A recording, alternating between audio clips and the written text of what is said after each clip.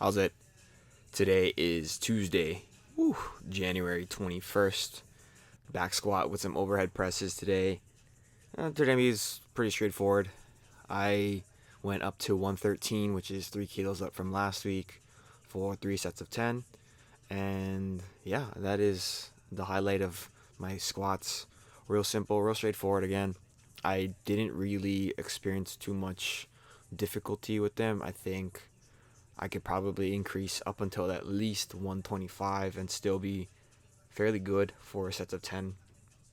I don't know, maybe that might be my famous last words there. After that, I did my overhead presses. Last week, I did one set of 10 at 55, and I was supposed to do 3 sets of 10 at 55, but I ended up doing just the one, and then I was like, okay, yeah, I'm going to move to lower reps so I can push the weight a little bit more.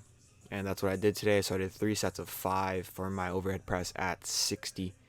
That was pretty easy. I think my shoulders are a little bit uneven from the warm up and from all of the sets, but I don't think I was trying super hard with that, and I want to see how far I can get with the overhead press. I'm gonna try to go maybe 3 kilos a week now, because that'll be about 5% increases, which is kind of a lot, I think, for the overhead press specifically.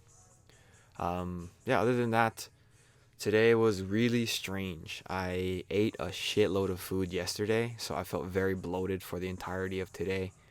And I just was like, I don't know, like I don't feel super convincingly strong or what have you. And that was neither here nor there.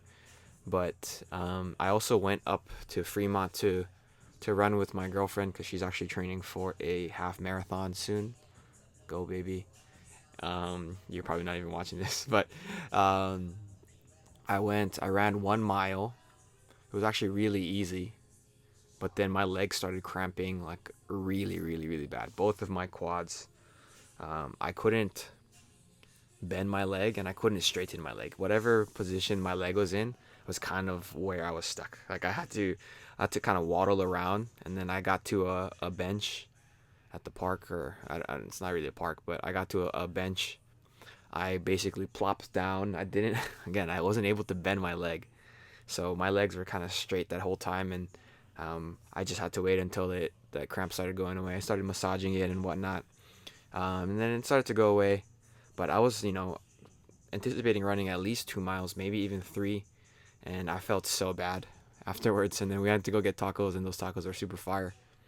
But after that, I didn't want to feel like a piece of shit, so I went back to the gym I work at, and then I did some cardio. I did like half an hour of a 15-degree incline, but I kind of varied the speed. I started at 3 miles per hour, and then I ended up at 3.5, and like that was pretty good. I felt pretty accomplished with that. My legs did not really cramp up at all, and so I think that was a good consolation prize. Yeah, that was kind of what I did today. Usually, on the days that I don't go to work afterwards at the restaurant, I will go back to the gym, and then I'll do more of the cardio. So I do try to do 1 hour, 3 miles per hour, and then on the 15-degree incline, and that's usually really good. I feel like I'm getting work done. I feel like I'm accomplishing quite a bit, and so that is something that I honestly kind of look forward to, and I've kind of been relying on.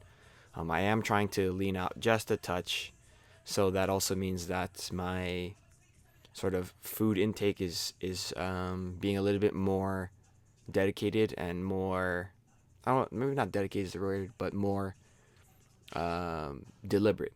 So a lot of times when in the past I would just eat what was convenient. So a lot of it would be like chicken and rice, which that's not unhealthy, but right now it's not convenient because I don't have enough time to cook it.